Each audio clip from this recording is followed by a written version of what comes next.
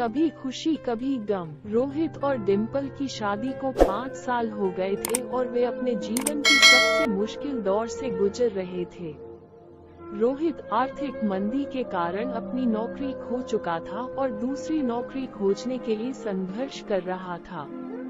वे हमेशा 2 आय वाले घर थे और अब वे केवल डिम्पल की आय पर निर्भर थे, जो उनके सभी बिलों को कवर करने के लिए पर्याप्त नहीं था। रोहित को असफलता ही हाथ लग रही थी। वही पूरा घर चलता था और अब वो ऐसा करने में पूरी तरह असमर्थ था। उसे लगा जैसे वो अपनी पत्नी की ही कमाई खा रहा है और नाकारा है, और वह नहीं समझ पा रहा था कि चीजों को कैसे ठीक किया जाए। दूसरी ओर डिम्पल अविश्वसनीय रूप से उसकी सहायक थी।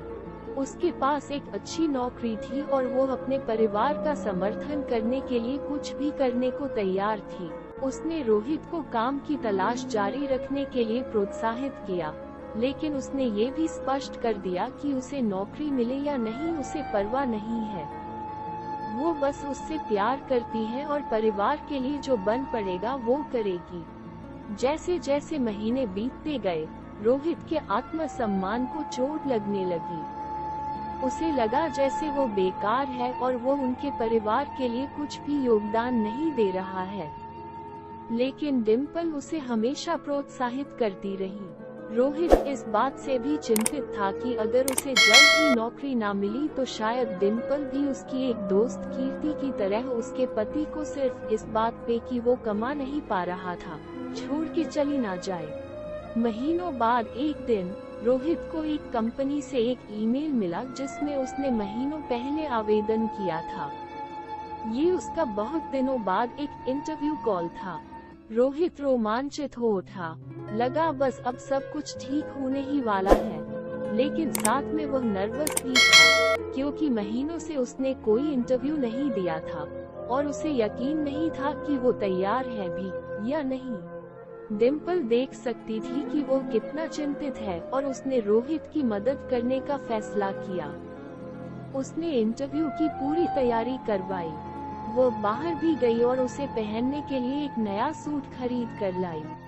इंटरव्यू अच्छा गया और कुछ दिनों बाद रोहित को नौकरी के लिए ऑफर मिला। वो खुश था और डिम्पल के समर्थन के लिए आभारी भी हुआ। वो जानता था कि वो उसके बिना इस कठिन समय को कभी पार नहीं कर पाता।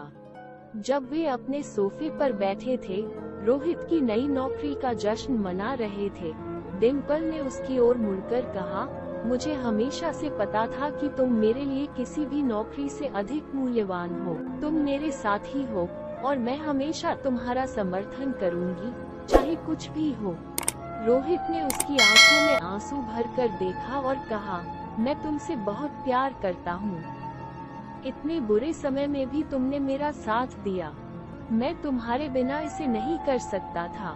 रोहित ने आज दिल खोल के सभी कुछ बताने का फैसला किया और आगे बोला, डिम्पल, मुझे ये भी लग रहा थी कि जैसे तुम्हारी दोस्त कीर्ति उसके पति को सिर्फ इस बात पे छोड़ के चली गई कि वो कुछ कमा नहीं पा रहा था, तो कहीं तुम भी। उद्धरण चिन्ह। डिम्पल ने पूरी बात होने से पहले ही रोहित के मुंह पे हाथ रख दिया और आंखों में आंसू भर के बोली, हमारा प्यार इतना कमजोर नहीं कि किसी एक नौकरी या कोई छोटी सी परेशानी उसे तोड़ दे। उनके प्यार की सबसे कठिन समय में परीक्षा हुई थी, लेकिन यह और भी मजबूत निकला। वे जानते थे कि भविष्य चाहे जो भी हो, वे हमेशा एक दूसरे के साथ रहेंगे, हर सुख दुख में। और यही तो जीवन है, कभी खुशी कभी गम।